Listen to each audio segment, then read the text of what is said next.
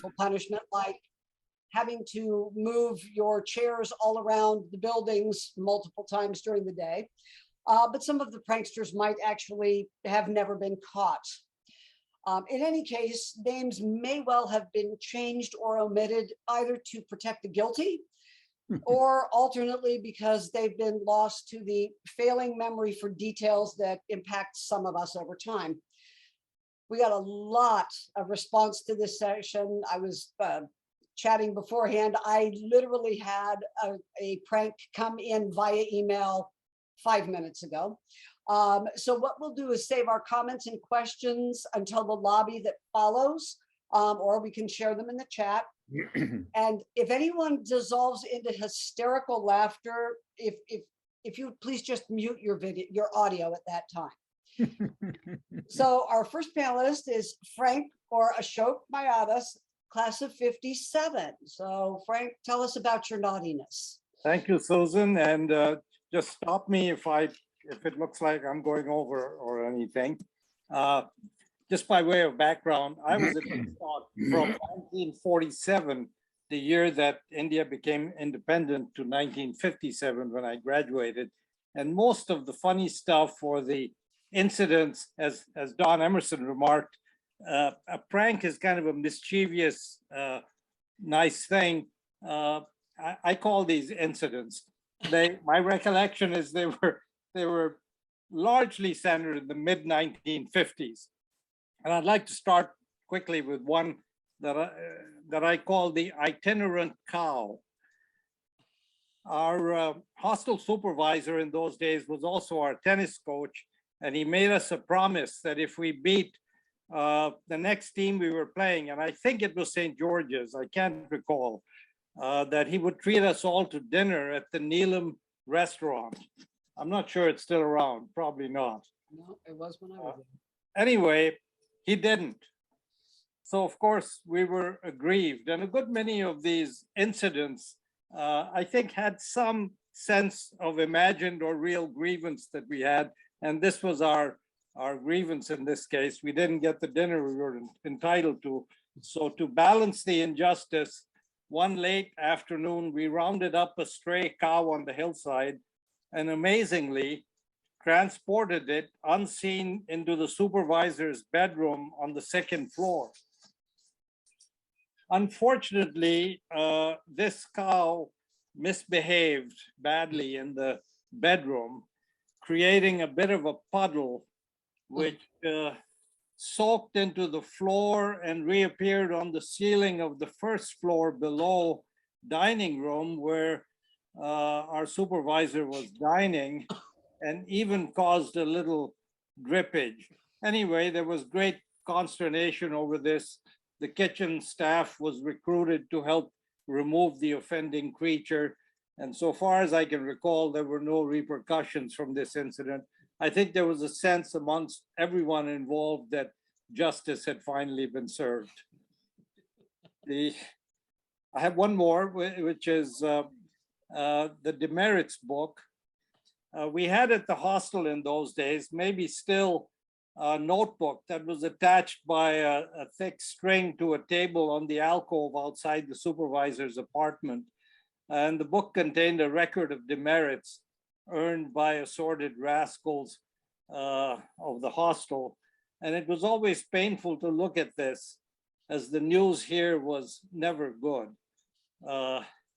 because we knew that there was only bad stuff in there about the number of demerits and the possible punishment you were headed for. Anyway, one day, Ashok Chadha, my good friend, who was, if anything, more prone to discipline than I, who has regrettably, he's no longer with us.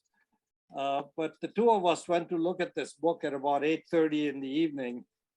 And we were quite depressed to see that each of us already had 2 demerits, which meant we'd end up gated that weekend, since we were bound to pick up an additional one, and 3 is all it took.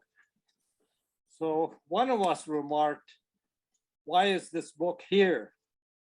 And we simultaneously drew the same conclusion. We quickly cut the string and lofted the book out the window. the demerits book, oddly enough, was never found. It never turned up again.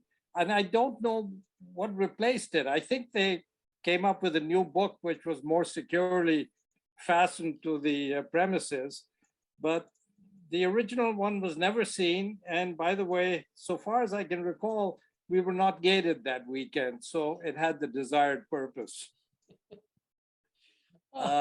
Susan, is there time for one more? There is. Do Okay. share. This one is also involved Ashok Chadha and I, and it's called the event at the Friday check writing ceremony. Every Friday we lined up at the hostel to cash checks from our accounts, which our parents had set up. We would present a check to the supervisor, who was seated at a table, and if all was in order, he would hand over the cash for our weekend spending at restaurants and shops and movies and so on. Well, this incident took place in 1956, I think. It's about the time when we were taking chemistry. Again, we had some grievance, and the specifics of which now escape me. But I recall being about a third of the way back in the check cashing line. And while the supervisor's attention was briefly diverted, I put a small dish of hydrochloric acid under the table. My friend Chadha, who was behind me, again, when the supervisor was briefly distracted, and he was slightly behind me, he managed to drop a couple of ingots of iron sulfide into the bowl of acid. And that caused an instant reaction, which released a copious amount of hydrogen sulfide gas into the room. And if any of you remember your chemistry, hydrogen sulfide smells like rotten eggs, and it's the most noxious smell you can imagine. The supervisor immediately leaped out of his chair shouting, "Sewer break, shut the windows." And once the windows were closed, everything got worse. And I'm delighted no one was, this stuff is slightly poisonous, but no one was hurt. And this rotten stuff stayed in the room until the whole ceremony was over. And finally, when the supervisor got up, his eyes were tearing, and he was quite haggard looking by then. And he pointed to this thing under the table and said, "What's that?" And of course, everyone feigned complete surprise and said, "How did that get there?" and so on. Again, there was no, as far as I can tell, there was no repercussion from that. It just disappeared into the ether, and we had one more strike against the establishment. That's all I can say. And that's, I think that's all I'm going to cover, Susan. Oh, that's wonderful. Well, David Stein, class of 60, asked me to share the tale of the All India Sanitas Day. So according to David, in the fall of '59, Mr. Kapadia, the purchasing agent for Woodstock School, happened upon a special buy in the market, a huge quantity of inexpensive Sanitas brand toilet paper. This was purchased and immediately entered the various toilet stalls and hostel. Unfortunately, Sanitas, a British brand, was, unlike the other varieties they were accustomed to, a form of wax paper, and not only harsh on the skin, but almost completely unabsorbent. Needless to say, this did not go over well with the intended users. Rolls of Sanitas would disappear almost as quickly as they were placed in the toilet stalls on the upper floor of hostel. This proved a bit of a mystery, and they were frequently reduced to finding their own poo pap, which was often a challenge due to limited finances. That year, at the end of the fall, they prepared as usual for going down day. The hostel pool had been drained, their clothing packed in trunks and bistari rolls for the journey home, consigned to the porters to carry to the waiting buses a couple miles away. As the boys prepared to leave the hostel, a cloud of pieces of Sanitas began to float down from the upper floor balcony toward the swimming pool. These, they discovered, were being produced from the store that had been hidden in a trunk in Bruce Seller and Tom Manton's room. The pieces were produced by putting the rolls of Sanitas on a wooden railing and then chopping them in two using the kukri, that famous Nepali weapon, which was also a prized possession of many of the boys in hostel.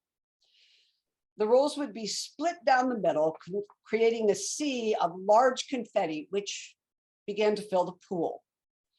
Other rolls were taken out, unraveled in vast streams, which were stuffed into closets in the rooms, and then the rooms themselves were filled with long streams of paper, which would attack anyone trying to open the doors.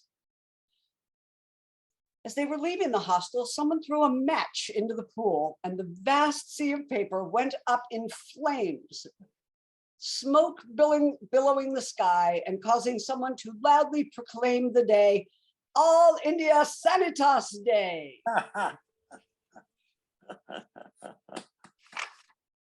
Now, obviously, pranks were not just the purview of the 50s and 60s, folks. Robert Cummings and his roommate, David Vanderlip from 85 have a few stories to share with us. Yeah, thank you, Sue. And yeah, great idea, this prankster session. It's very enjoyable. It looks like some things were constant over all those decades. And I have a couple of stories where just one of which I was very happy and disappointed to hear Ashok's story about the cow, because one morning on a Saturday, another roommate, Alok Chander, and I woke up and said, we have to do something today that nobody's ever done in this room. So we thought and thought, and we said, I'm sure there's never been farm animals in this room in Ridgewood. So we went off to the bazaar and we rented a horse. There was horses that you could rent in Library Bazaar, and we asked the guy to come with us all the way to Ridgewood. We rode a little bit on the way, and then we brought it into our room and took pictures of it. And but now that I hear Ashok's story, it's probably there was a cow or some other farm animal in that room. So it's probably nothing so special. And we did a lot of these little things. But thinking back, I remember another story where we used to have for study hall. I don't know if study hall was consistent in all the years that we were there. It was the time when you'd go into the library to between classes when you didn't have class, and you're supposed to study. That's why it's called study hall, but we usually thought of it more as prank hall, you know. So we had all sorts of ideas that came up, and often they would the supervisors would be staffed by temporary. I guess they were like student teachers, or sometimes there were people we didn't know, and there was this one young, very nice lady called Mrs. Prakash or Miss Prakash, and she was taking care of us, and she was having a bit of trouble with all of us. Rowdy boys, and at one point she said, okay, that's enough, you all come here and I'm going to take your names to the headmaster. So somebody whispered into the crowd and said, just make up names, you know, she doesn't know who we are. So some of the guys got carried away. We made up names, and one of the guys said, my name is Bing Crosby. So and we all had different names, and anyway, our list went to, I think it was Mr. Kesselheim at the time, or Dr. Kesselheim. I don't remember what exactly it was, and the secretary in the office of the headmaster was a good friend, and she then came to us laughing and said, you know, Mr. Kesselheim was approached by Miss Prakash and given this list, and she was telling how bad all these boys were.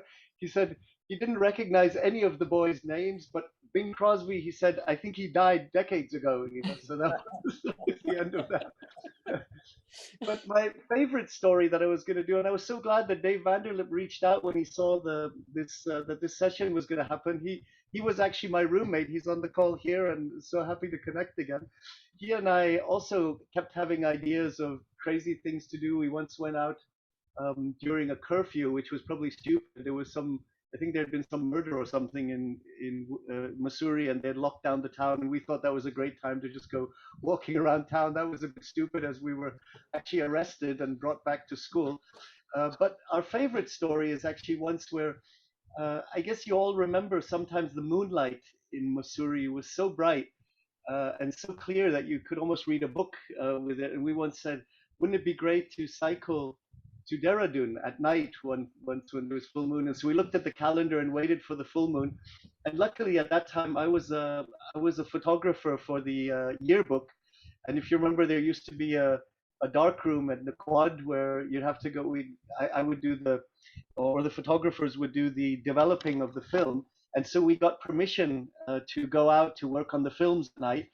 And so that night, David and I went out. I said I needed David's help because there was a lot to do for the yearbook. But actually, there were some bicycles which have been arranged in the quad. And I think that was one of the nicest evenings in my memory, is just getting on there and rolling all the way down to Dehradun. We did it in the early hours. I think I guess we probably left at like probably like 2 or 3 in the morning, something like that. It was the middle of the night, and beautiful full moon. You could see everything, and it was just perfect because there's of course no cars. There's nothing going on. Beautiful bright light, and we arrived in Dehradun. I think I'll let David tell the rest of the story because we were just in the nick of time, I guess. But we managed to get away with it. Over to you. So I'll add to this that the only reason we dared to do this was because the inestimable Dana Kreider was still in the States and was later coming up to the dorm, or we might have thought twice about our foolishness. We got down to Picture Palace and realized that, in fact, Dana Kreider might be on his way from the airport to Woodstock. And so at that point, we decided it was better to just continue and hide from all the cars that we could, rather than try and make our way back. So further to Bobby's intro, we were hiding regularly from every vehicle that was pair of headlights that was coming up. And I have a very vivid memory of turning one of the hairpin turns down at the bottom of the foothills and staring directly into the front of a bus. So I smoothly headed over the Cud through one of the drainway openings. I've never been so thankful for a patch of thorns in my life since 2 more bicycles and 2 more boys landed on the top of me. And we managed to extricate ourselves and get all the way down. And we thought, great, we'll get breakfast in Dehradun, and then we'll take the first bus up. Well, by the time we arrived, it was maybe 5 in the morning. There was nowhere to find breakfast. So we thought, okay, we'll go to the train station because surely the vendors on the platform will be up by now. So riding our bicycles, we entered Dehradun train station, passed directly through the ticket turnstile and onto the platform, where there was no vendors awake, but there were a large number of people sleeping on the platform. And the station master came out, realized that we had passed through the ticket turnstile, started shouting at us. And so we beetled it down to the end, hoping that it was one of those that had a ramp at the end and not a 4-foot drop. It was. So we were able to smoothly pass out of the train station. We found a grocer opening his store. And I think we had a fine breakfast of tinned peaches and glucose biscuits. And we went to the bus station, only to find that the morning bus had broken down. And there was going to be no bus returning until the bus up at the Picture Palace came down, which would put us into the bazaar at 11 in the morning when it would be full of Woodstock people. So this was not good. So our co-conspirator, can I name him, Bobby? Sure. Our co-conspirator, Tim Getter, said, let's hitch a ride. You guys stand over here and I'll flag something down. So he flagged down a gatu, headed up up the hill, and arranged for us and our bicycles to ride for, I forget, $5 or $10 each. That was fine. We threw our bicycles in very happily and got onto this load of sand in the back of the gatu. I think it was less than 90 seconds later that we realized the sand was entirely infested with sand fleas. It was literally hopping with sand fleas. So the three of us climbed up into the top of the cab where the tarps were kept. And of course, having been up all night, we fell asleep and didn't wake up until Picture Palace. Whereupon the truck driver was mad at us because he thought we were pretending to be asleep to miss the toll halfway up, but we weren't. We were just asleep. And then we had to make our way over to Library Bazaar to return our bikes and walk back through the bazaar back to hostel.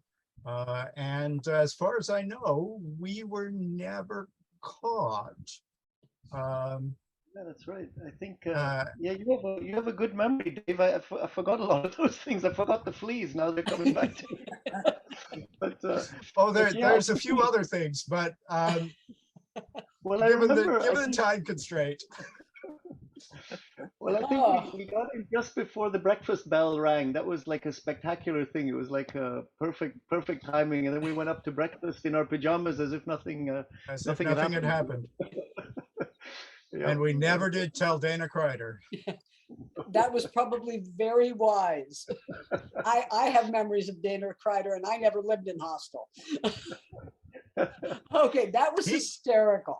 He And could literally pick us up by our collars and carry us around. So Yes. yeah, we had both love and respect for Dana. Well, I may need to reverse my prior comment about the 50s, 60s classes there being the naughty ones, but I did get a lot of response for them, those eras. So I'm not really sure which era was naughtier, or maybe prouder of it, or maybe just willing to admit to it. Alan Robinson of 60 shares, and this one goes to the sort of rebellious sorts of acts. So Alan writes that sometime like about 1957, when they were still little chuts at the hostel, senior boys in their wisdom decided that at the Sunday lunch, no one should join Mr. Hilliard in the singing of the grace, the doxology, his favorite.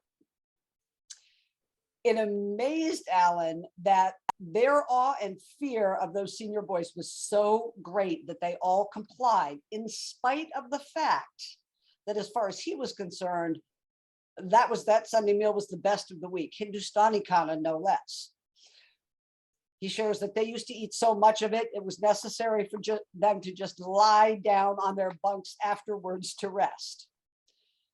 As you might expect, this rebellion did not go down well at all with Mr. Hilliard. He tried 2 or 3 times to get them to sing, but to no avail. So he played his trump card and sent them away without lunch, instead giving it to the servants. He won. What a bummer. Apparently that never happened again, at least not as long as Alan was there anyhow. So he wonders what would have happened if anyone had actually joined Mr. Hilliard in the singing. Now, I would not be surprised if Alan got a few of his ideas from some of the upperclassmen. Don Emerson, class of 57, has at least one to share. Oh, Don, you're muted, dear. Oh, unmute yourself. There you go. Yeah, I have a couple to share, so just cut me off. Don't let me run on too long here.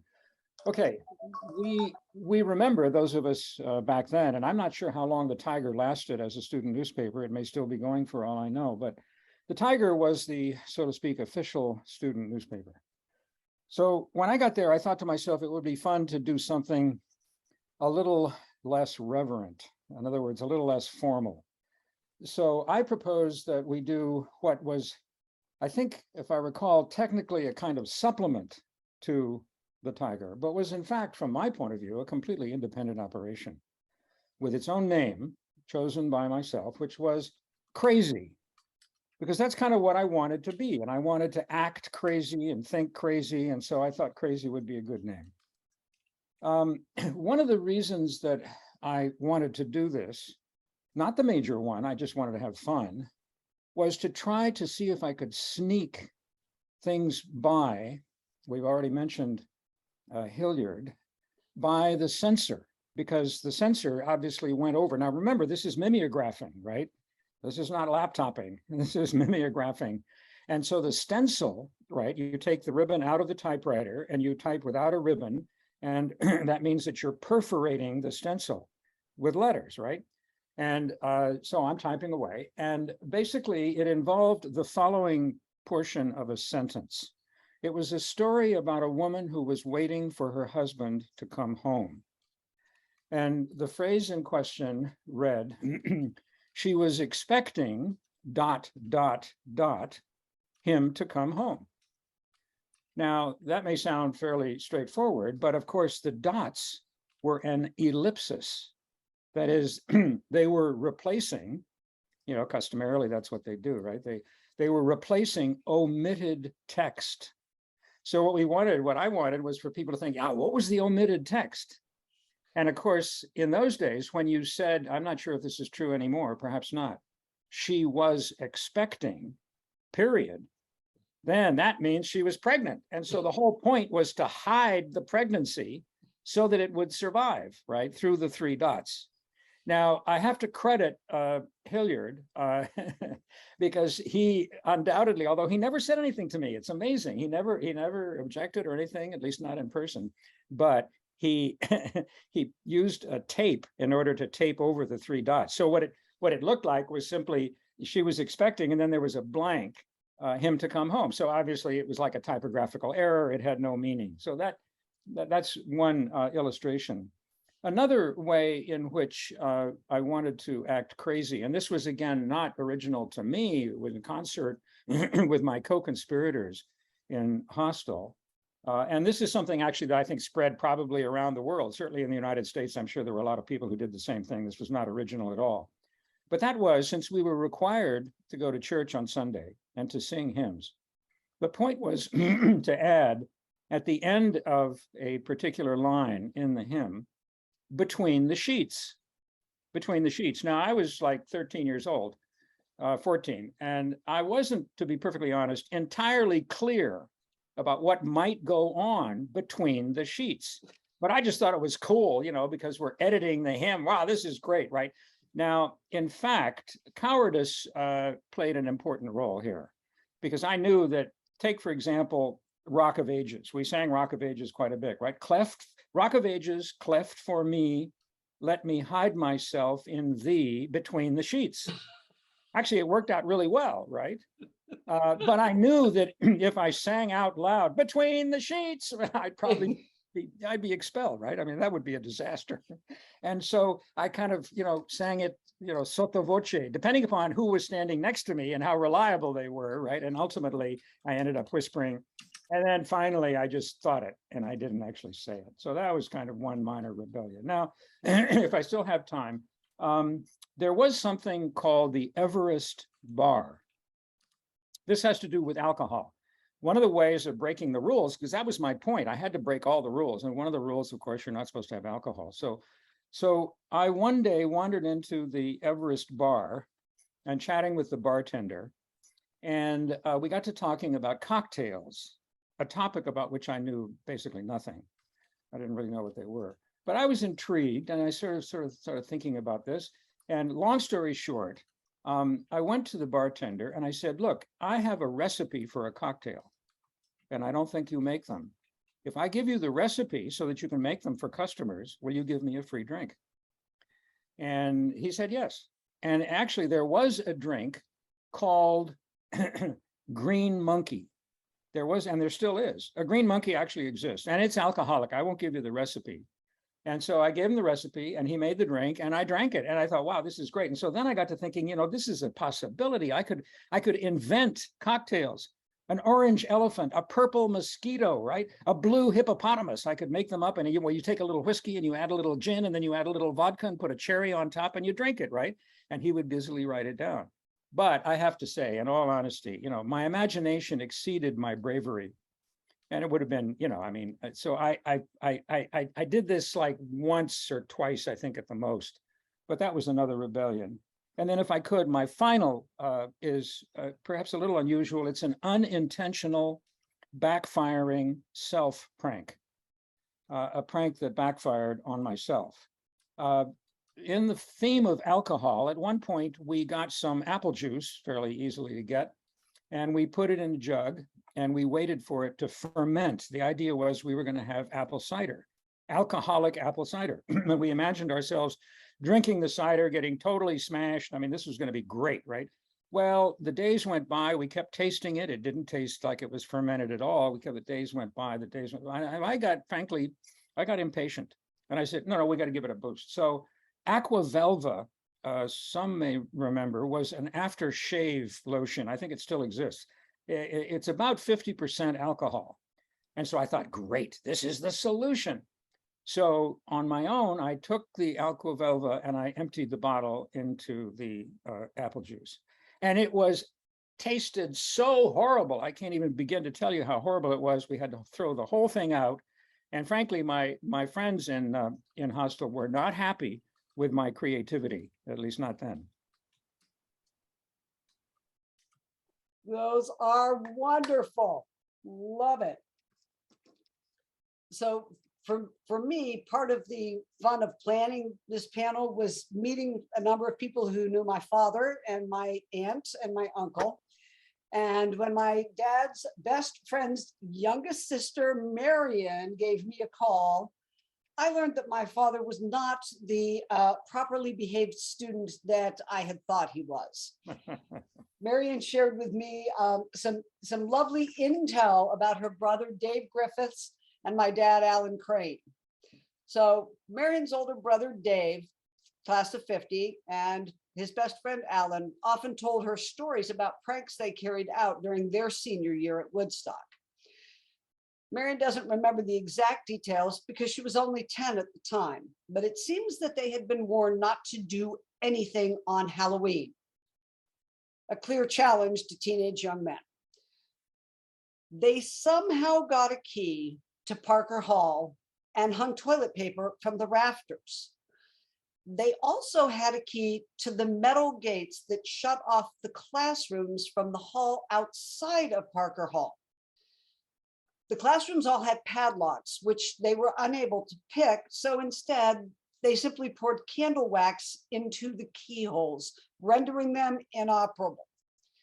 A staff member in charge the next day was absolutely infuriated and began cutting off locks before the boys could persuade them, all you need to do is place a candle or a lit match below to melt out the wax.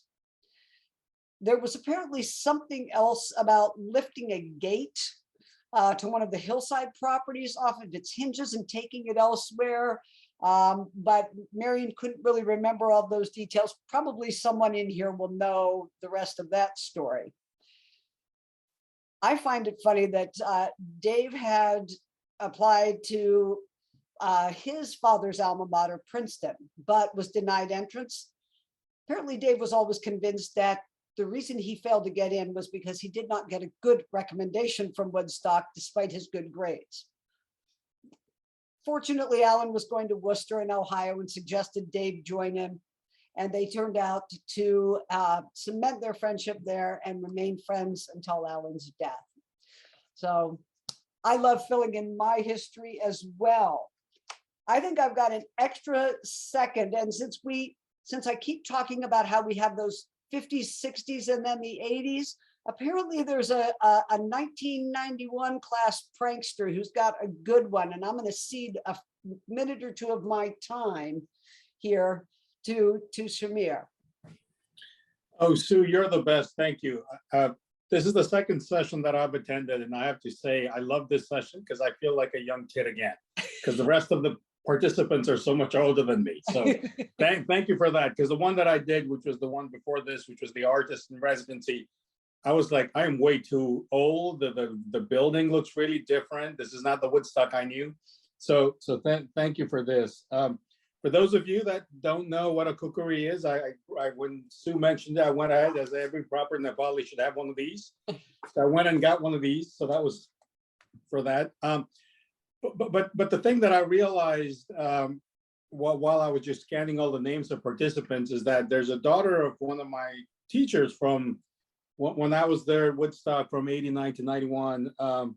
Helena Billington. And so this is not really a prank, but Mr. Billington had a way, he talked in these intonations. And that's when, like, I think we had computers at Woodstock. And so he taught the computer science class. And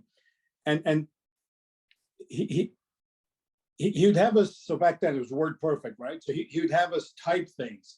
And to make sure that we remembered to save the documents. He'd be like, start typing. Did you save your document? And he'd walk to the breaker and he would turn the electricity off in the room. So it wasn't a prank per se, but it was to teach us to continually save, which you don't do that anymore. But he would go to the breaker and you just turn it off in the middle. And so if there was somebody that had typed a long document and the teacher just turned it off and you lost everything, it was incredible, right? I mean, I have some great pranks that we did, but just seeing Helena and seeing the name just brought this memory of Mr. Billington just sitting by the breaker in what was then, I don't know where that room is now, but sitting by the breaker waiting to see whether people saved or not, and just shutting it down, and the whole room would go pitch black. And that was just like, and then I just found out from talking to Helena that Mr. and Mrs. Billington and Helena herself are in the Northern Virginia region. And so I just shared my email with her to see if I could connect with her parents, because I live in DC. So like, I feel like I got multiple things out of this one session. So thank you. But the prank that my class did was that we switched dorms on April Fools. All the guys went to Midlands and all the girls from Midlands came to hostel. And when the house parents woke up, there was all these guys in Midlands and all these ladies in hostel, and I could go into that, but that's a separate one. But the Mr. Billington one I thought was just absolutely incredible. Thank you, Sue. So it wasn't just the 50s kids, it was the teachers who were the pranksters. Certainly the 70s and 80s had their share of pranksters, including, of course, James Hackney of the class of 79. I know this is going to be a doozy. I have no idea what I'm doing on this panel. You know, I learned in elementary school that if you prank other people, you know, putting beetles in the girl's hair or rubber bands on the wood stove or throwing bees at the girls or whatever, that you get in trouble. So I learned real early not to prank other people. So the subject of my prank was always the school. And this is one of my biggest takeaways from going to Woodstock is you have to know the system to game the system. And so I was the champion I skipped school half a day for my entire senior year and no one ever found out. I would go, I'd sign out for hikes and I'd go all over the place. I'd go to Delhi, I'd go to, you know, I'd sign out for Nagdibba and just go to the haunted house past Jabba the Kid or, you know, whatever. And also, you know, I was out of boarding, you know, several months of the year. And so I was free to go to the bazaar or whatever. And everyone tried to bust me for going to the bazaar. It's like, no, I'm out of boarding. You can't, I can be wherever I want to. But because I didn't go into boarding at the beginning of the year, I went in, you know, a month or 6 weeks later. And so I got put in an apartment, in a staff apartment, along with all the other honor students. And of course, I was nowhere near an honor student or anything, but so I had an apartment, had a room to myself. I got a spring bed from the household Godam at South Hill. So I had a spring bed, and I put those Rajasthani print bed covers on the ceiling, and I had an angiti, and I would make chai, and I had my own private bathroom right next door. I had my own hot water, and so everyone would come to my room, and we'd go into the bathroom, and we'd smoke beardies, and you know, light a bunch of incense and all that kind of stuff. And this was the first apartment as you come in the back way to hostel, right below the hostel duplex. it's the first building on first door on the right. So I had a good quick escape wherever I wanted to go. And so I had this bright idea that I was going to skip church and just enjoy, and no one would be the wiser. So I did that, and I don't know how, but Ken Soms, who was the hostel supervisor at the time, found out or caught me or whatever, and he called me aside and it's like, yeah, you can't do that. You need to go to church. I don't like it either, but you need to go. So the bathroom had a back entrance, and that's where the hot water came every morning and all that kind of stuff. So I mean, we would lock the front door with a padlock, and we'd escape out the back, and you know, it looks like no one's there because the padlock is there. So they took a board and nailed that shut. Nailed our rear entrance shut. And so, you know, from the outside. So what I did was I just, you know, pulled the nails out, flattened the nails, and shut the door, and it looked like it was all boarded shut, and and I was never found out again. But one of the things that that I want people to talk about in the lobby is pranks that exist through the years. Every generation, I've heard the same stories. Oh, we took a cow, we gave it some X-Lax or whatever, and then we put it in the dorm, or we put it in the principal's office or whatever. Or the one that has also existed throughout the generations was you know, stripping a guy down to his underwear and putting him in a trunk and then hiring a coolie to take him to Midlands. I've heard that story from 4 generations. So I hope some of y'all can confirm some of those stories, and when we have our lobby. I love it. I will tell more if you want. Oh yes, we need at least one more from you, Jay. Okay, one more. So I used to, you know, go to Delhi once or my parents were in Delhi, so I'd go to Delhi, you know, once or twice a semester, and I did it so often, and I'd even, you know, chaperone some of the staff that didn't speak, you know, Hindi and stuff like that, and you know, they were the chaperone, but I was the leader. So one going down day, instead of going down with the Delhi party, it's only a quick train ride. So I took I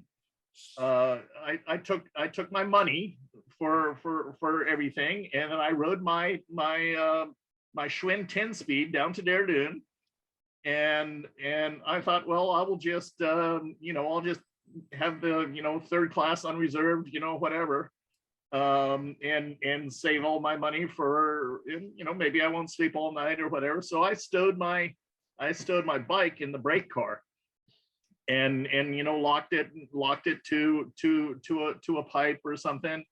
And then I was making my way. The train was about to leave, and a couple of classmates, Lucy Whitcomb and Radhika Rads, we called her, they had a 1st class coupe, and they're like, oh, come, you know, come sit with us. And they had the ladies compartment in the 1st class, and the ladies compartment is right next to the conductor, so he can keep an eye on all the ladies and everything like that. And I was like, yeah, I'll hop on, and you know, whatnot. And then at the next station, you know, I'll get off and go to my 3rd class or whatever. So I got to telling stories and just laughing. All of a sudden, there's cut on the door, and they were like, oh, egg minute. And so I hid underneath the bunk or something, and the conductor's like, I've heard a man's voice. I've heard a man's voice in here. You can't have men in here. This ladies' compartment, this, that, everything. And they're like, you know, look around. There's no one here. And he was like, well, okay. And so he goes back to his thing. And of course, I start telling stories again. We're laughing. And all of a sudden, cut. Here he comes again. So And he's like, no, I know there's a man in here. I know that I hid behind the door or somewhere. And I was like, I'm not going to get them in trouble. I was like, oh, sorry. And he wrote me some ticket and fined me like 50 rupees, which is all my extra money that I was, going to do nefarious things with. And so I ended up, it was like, screw that third class. So I went back to the brake car, to the caboose, where my bike and stuff was.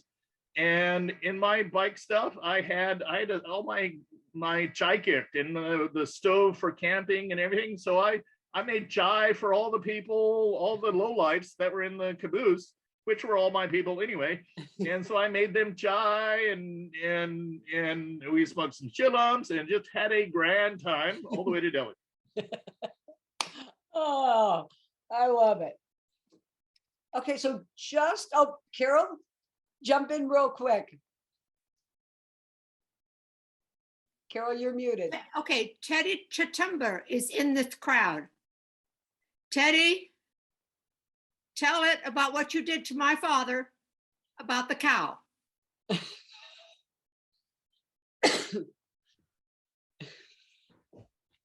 Can you hear me? Yes. Oh. Hi. It wasn't that we didn't like your father, Carol. He was really a nice guy, but it was just the idea that he was the authority. And well, to make a long story short, the first time we got into his office, we had found a way into his office, and then we barricaded the door so they couldn't get in the next morning. We came up through the bottom of the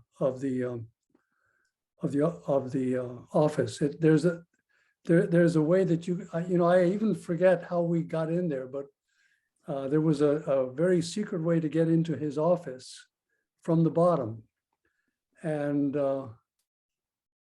we did. And we barricaded the door, and then the next morning they had all sorts of problems trying to get in. But the big one that I think Carol is talking about is when we got a cow. I'm not sure where we got it from.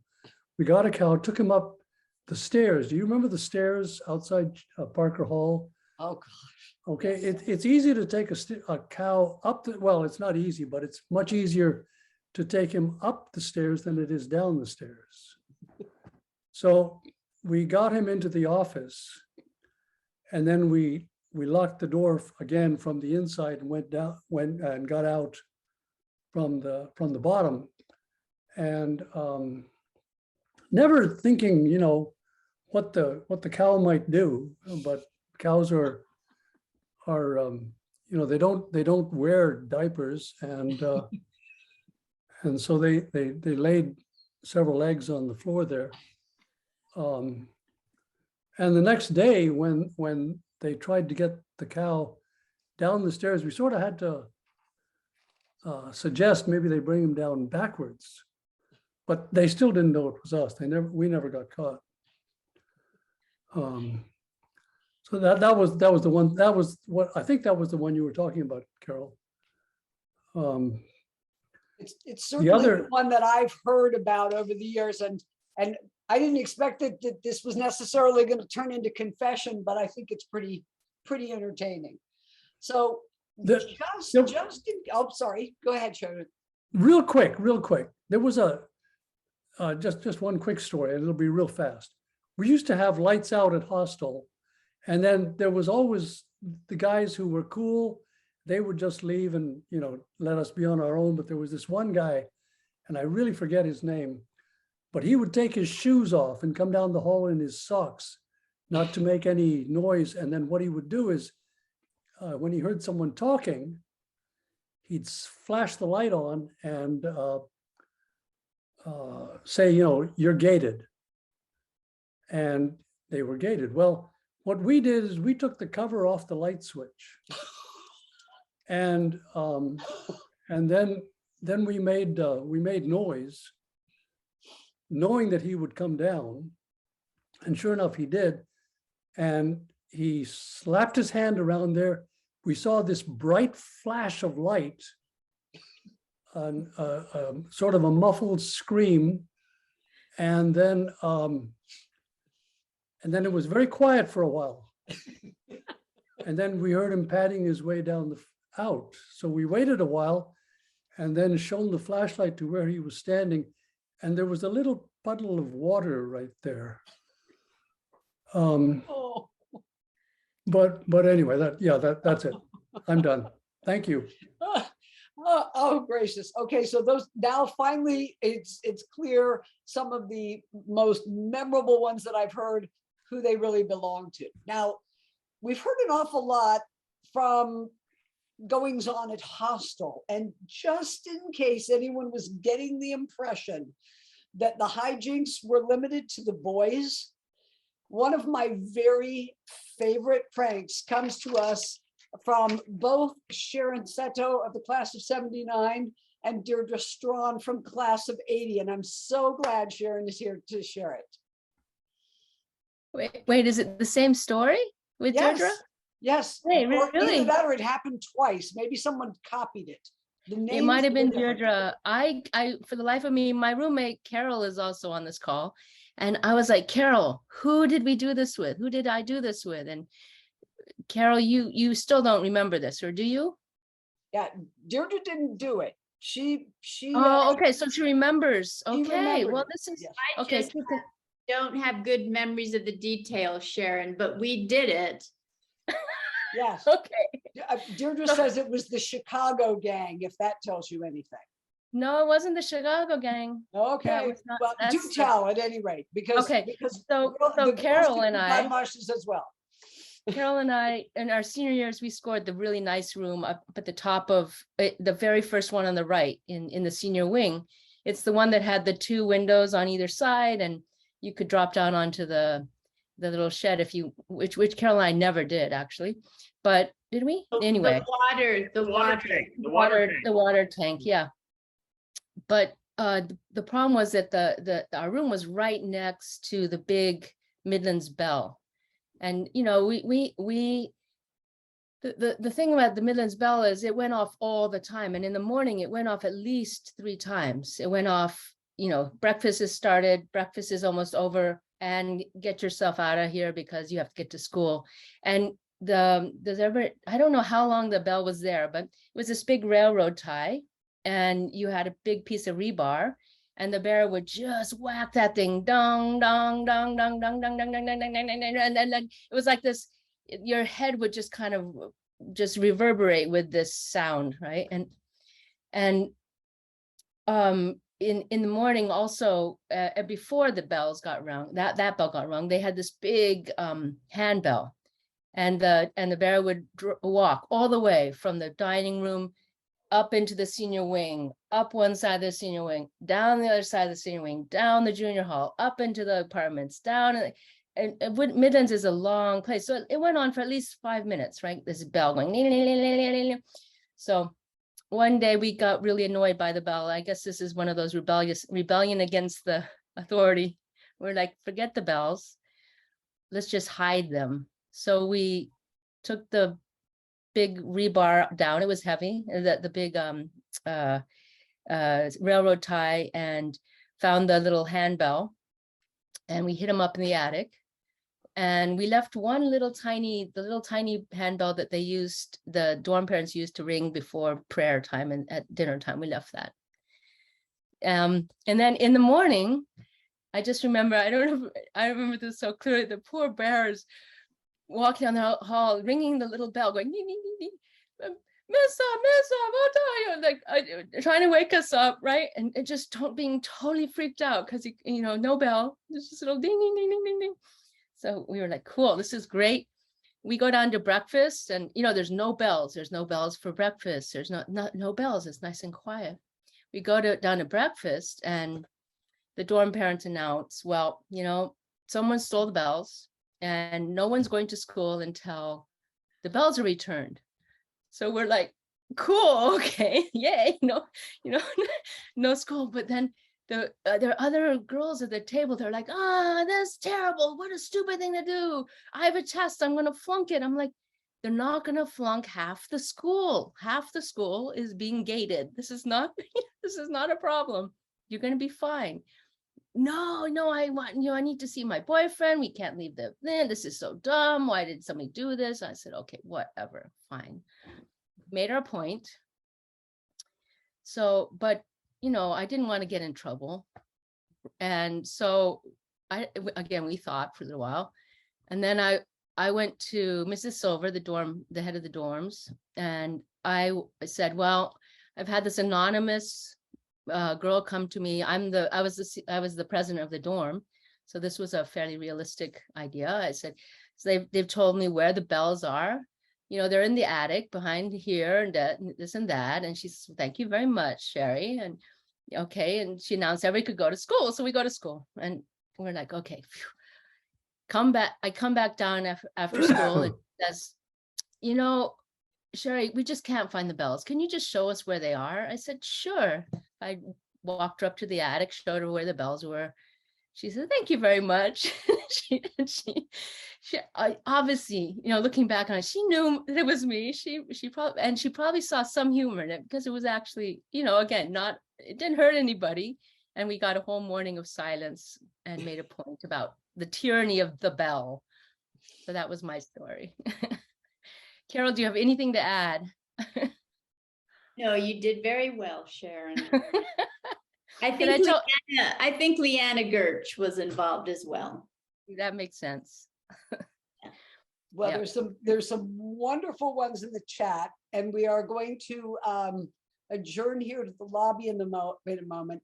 Sometimes the pranks, however, were honestly pure accidents, and I will own that, and I will also own that I can't remember how this all transpired or who was there.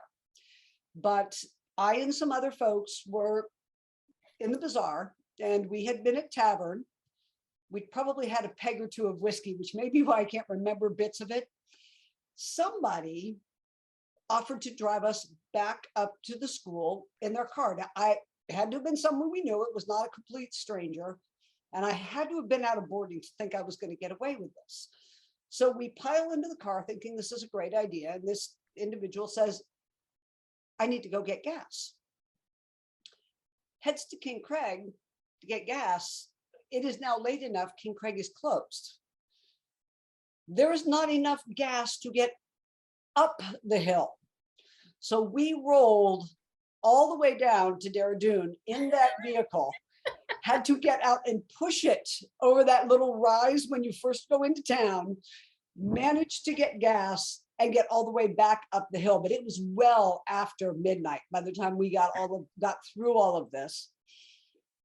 I had to have been out of boarding, but if anyone who was around in the class of 80, 81 has any recollection of who I might have been running around with, that I would have ended up in Dehradun with in the middle of the night, do let me know. Thank you all. Do check the chat. Sharon, we're moving to the lobby, Sharon or Kim, and I don't know whether this just turns into the lobby or not. Does this just turn into the lobby? Yes, we are now lobbying. Okay, we are now lobbying. It's open season. Okay, I want to hear more from B. Gilmore about what happened with the mounted deer's head in the hostel dining room. I want to hear some more about that. That started out in the chat. Okay, so there is a deer head mounted in the dining room at hostel, and this wasn't the first time. This is the only time I got involved, but I'd heard it done many a time. But the prank was that we took the deer head and we'd go into someone's room when they're sleeping and we'd hold it over their head, and then we'd shine flashlights on our candle and wake the person up. The first thing they'd see was this deer looking at them. And so many people that weren't religious suddenly became very religious at that point. So that one I remember clearly doing. I have one other story I just remember very quickly, and it involved a bunch of us kids. We were staying in Oakville when my parents came up. And we all know the haunted house over by Jubber Cake there.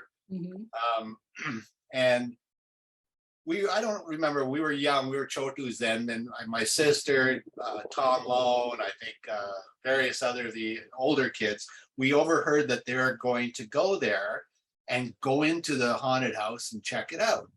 And they weren't going to let their chotus go with them. So a bunch of us, I think Jane Lone, Andrew Jennings, Chris Jennings, a bunch of us, my brother, Jamie, we decided we were going to up them one. And so they were going by Cheery Road and around the back of the hill to get to it. There was an old road there going to it in the other side of the hill there. So we took that and we beat them to the house and we got in, we broke into the house and we hid in there and waited till they arrived. And when they got up to the porch and started rattling the doors, we all sounded like ghosts. So we came running out. You wouldn't have seen, you couldn't believe these big grown kids screaming like little girls. Anyways, we got a revenge, and that was one other prank I remember. That's wonderful. Now, Carol Lubbers Babcock, fill us in on the bits of the memories around the Halloween raid from a bunch of hostile guys. We're trying to reconstruct this one. So what do you already recall? Are you still here, Carol? There you are. I couldn't find my unmute. I really don't remember details. I might have just been told about it when I was out of boarding or something. But I just remember all kinds of hijinks going on. And the people in charge must have been so full of character to be able to tread that thin line between discipline and allowing for youthful hijinks. I just admire them so much for that. I'm sorry, I can't remember. I was hoping somebody else Yes, would. does anybody else have any recollection of the 50s of a bunch of hostile boys descending on Midlands? It wasn't Midlands. It was. Do y'all not remember K-Wing? It was just off of Longdarm, and oh, I am dating myself. Y'all don't remember K-Wing? Huh? Lucy does. Oh, good. K-Wing was over the old where the gym was, right on the quadrangle, and but all of that was changed to something different. It's a music department now. I think so, yeah. And that was where the 7th, 8th grade, the 6th standard, 7th, 8th grade girls stayed before they went down to Midlands, which was called the college then. I do remember one episode when one of the K-Wing girls hypnotized Eileen Neve, and then we couldn't wake her up. And Eileen admitted to us way later that she was just pretending. She wasn't really. But we got so worried. What were we going to do if we couldn't wake her up? Susan? Yes. Susan?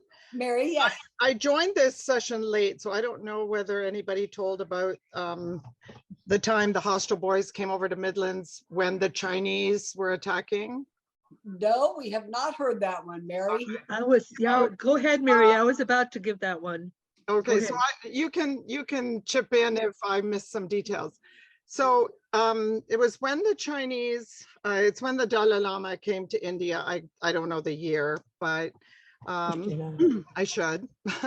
But we had to have blackout. It was very serious. Like China was attacking India. They were under war, and we had to have blackout paper in all of our windows so that there'd be no lights on the hillside in case of an aerial attack. And so we were in a considerable amount of fear that, yeah, we were at war. So one night, we'd already gone to sleep. It was well into the night, maybe 1 a.m. All of a sudden, there are all these loud bang, bang, bang, bang, bang, all around Midlands. And we woke up with a start and thought we were being attacked by the Chinese. And what had happened was the boys came over from hostel and set firecrackers all around Midlands with cigarettes as fuses. And then they lit the cigarettes and ran like crazy back to hostel. And then, you know what happened. But it really had an effect, I'll tell you. We were terrified. That's a wonderful prank. Oh, And Kim, then, of course, if you, they probably never Actually, went back. my story was much later. I would say maybe our junior year, about maybe a dozen hostel boys came over to Midlands and with their sleeping bags and slept outside.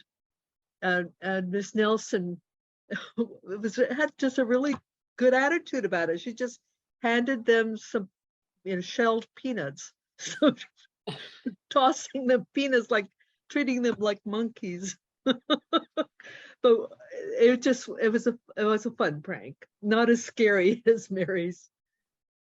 Thank you, Jim Rue. You have gotten my years correct. The Chinese attack was 62. Okay. The Dalai Lama. Well, and the Dalai Lama came to visit 1st November 9th, 1959. That's confirmed by the quadrangle. There was a cover photo, and there's a picture with my mom in the background, and I'm right there.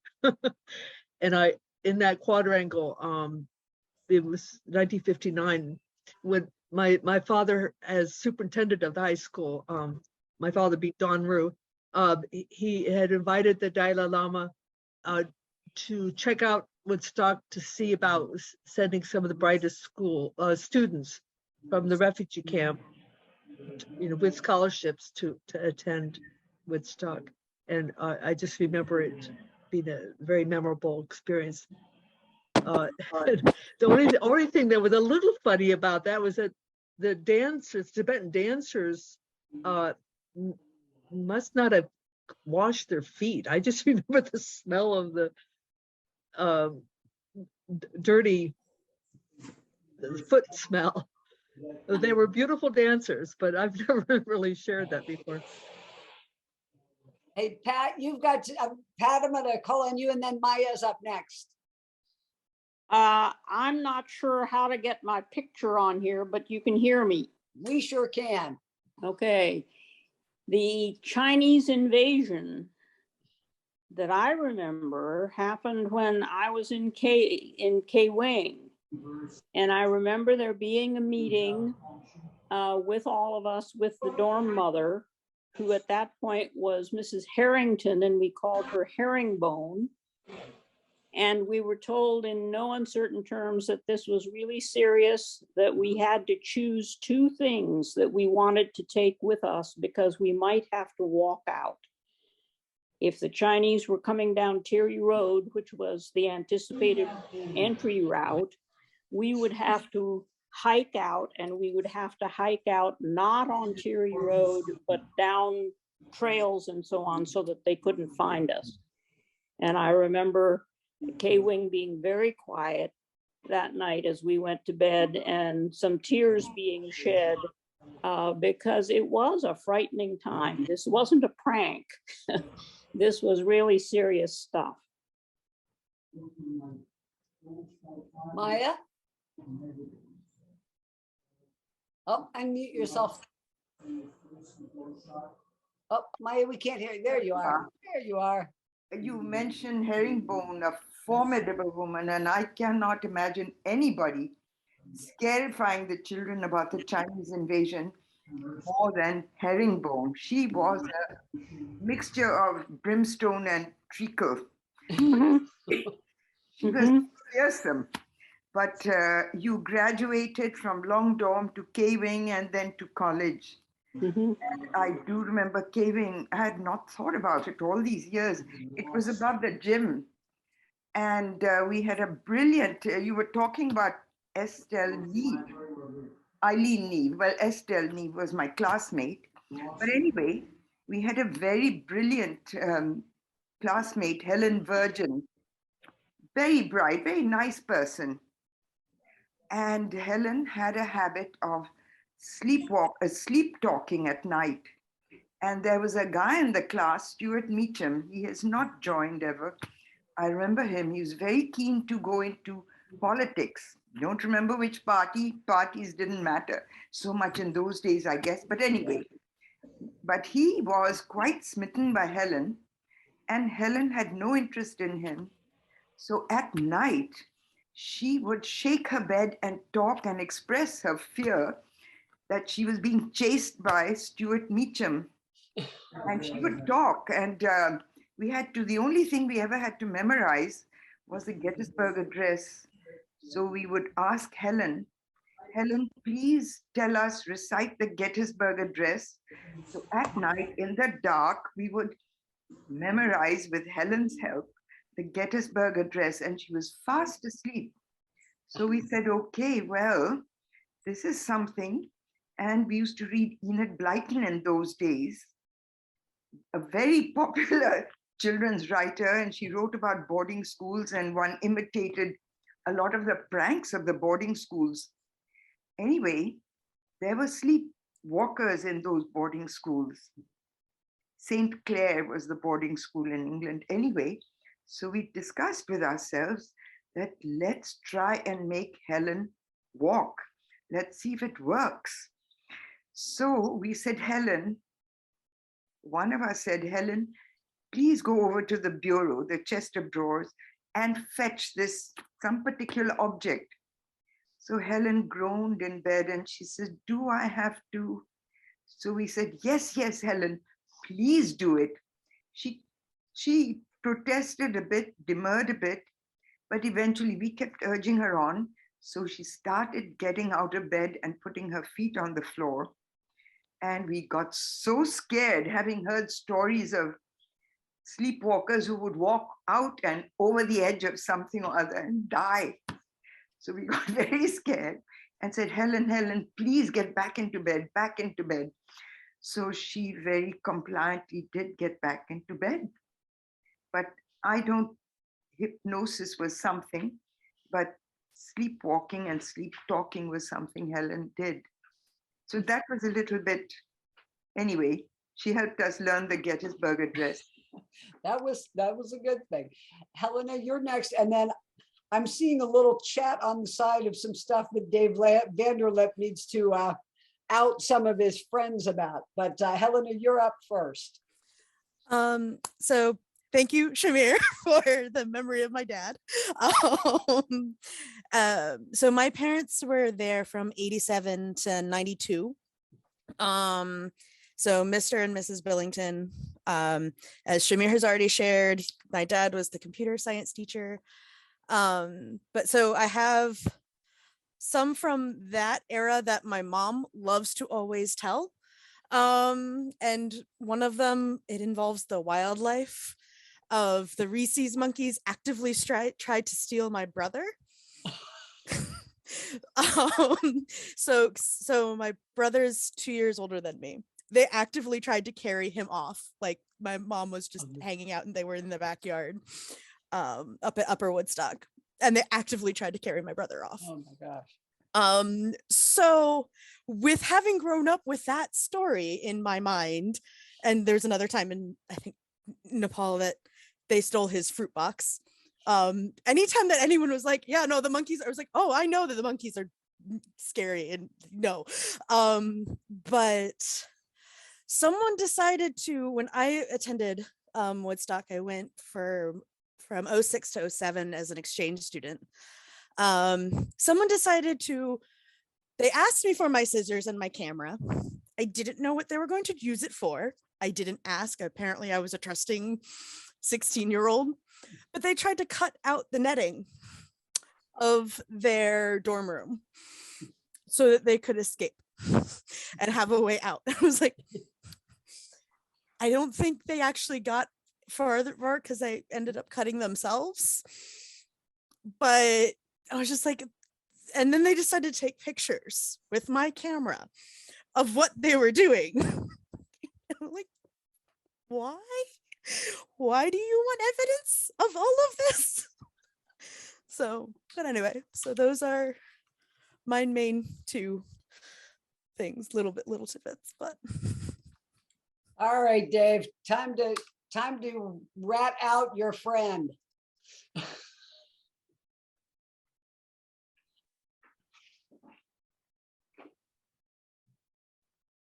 Dave Van, there you are. Yeah, okay. I think I've told the story here in the side. I don't know how, but Chris Morris, who was a couple of years behind me, wound up in the social circle with Bob and I for our time there, and he was very easy to inspire to any number of pranks, but I think the dead rat is one of the most public and spectacular ones that he wasn't, I don't think, ever punished for, because it was so spectacular. And I'm thrilled to see that it's been confirmed online that it actually happened, because it's a little Tom Sawyer-esque. If folks didn't read that in the chat, you would be well too. It puts any production of Peter Pan with its aerial stunts just absolutely to shame.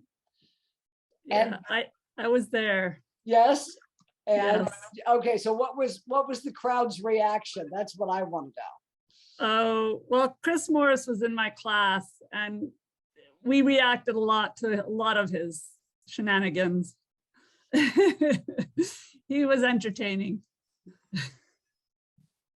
All right. Yes. I heard that when he climbed the TV tower, he wrote his own name. He did, I believe. Yeah, we all did. I was there. Yeah, you wrote your name too? Yes, now that it's not there. If you go underneath the stage at Parker Hall into the stage right area under the stage, you'll find all of our names painted down in there too, because I think that was the deepest we got into a place where names were few and far between. There you go. Okay. We were there with permission, I have to say. It was we had the bell and several ringers for part of the end of our Dyer Van Frank show, and we made the noise of the for the end of the show. So I was there with good reason, but yeah. Good reason, but bad intent. Always. And I'm ashamed to say I was one of the leaders of Bible Club at the time, which may be why I was above suspicion for some things, but wow. Okay, so James, how did you get the police to arrive at Woodstock? Oh, I had nothing to do with it. No, not just kidding. So this is I was always a schemer and a planner, even back then, and we had a graduation party, and I had been collecting money from all the class members to have a big gigantic party for after graduation.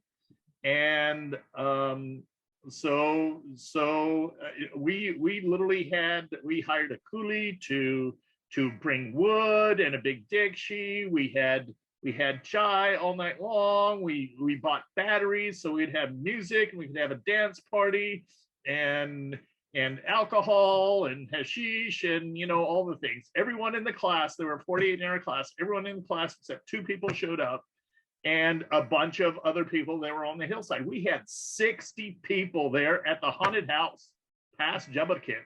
Wow. But people were coming and going all night long, and we were making so much noise and having so much fun that and everyone kind of trickled out, late at night, early in the morning. And there were about 3 or 4 of us left, and we were inside on some really, really stinky mattresses and that kind of stuff. And about 7 o'clock in the morning, the police showed up from the bottom of Mullingar, from Luckety Chalk. The police showed up and they kicked around all our trash and everything. And they said, "Oh, everyone's gone." And thankfully they didn't even open the door because we were right there. Wow. And then Sharon and I went and saw Cholet in the bazaar. I remember that, but I don't remember the party at all. That's a good thing. You were there, Sharon. My parents wouldn't let me stay out late. Remember that? That's the problem with grad. Your parents are there. Yeah. It was still a good time. Are we done? Well, I could tell you about some poor starving gentleman from 57 and some of his classmates, the last write-in. This one comes from Dan Cobal. Apparently it's senior year in Hostel. Dan, Jim, Rice, and he resorted to felonious activity to partially rectify the situation of the terrible, inadequate, absent, dubious quality, or outrightly atrocious, those are direct quotes, food at Woodstock. After lights out, they broke into the kitchen in a nocturnal hunt for food. The first obstacle, he writes, quickly surmounted, was the locked door. Jim lifted it off its hinges, set it aside. Upon gaining entry, the first glance showed no readily available food was to be found. However, a small freestanding pantry cupboard contained a sizable vat of delicious-looking sweet cream. The vat invited their close attention, but it rested behind padlocked wire screen doors. This guy must have become an engineer.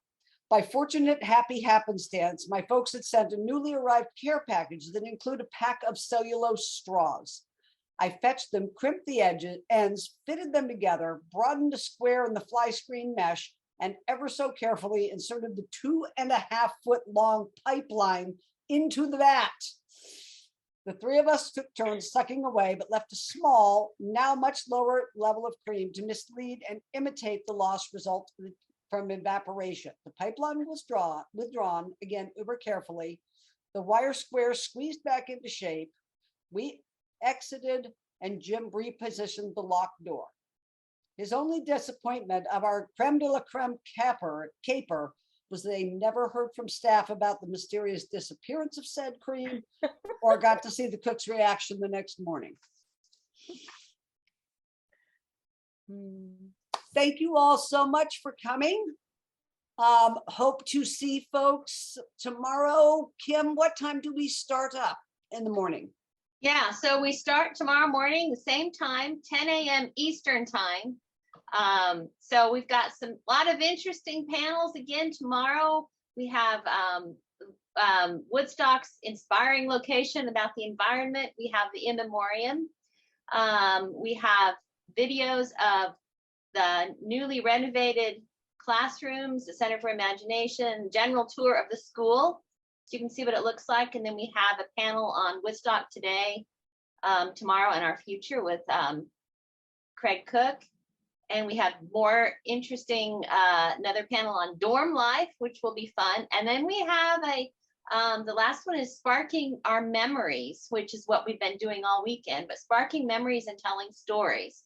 So that will be the last one. So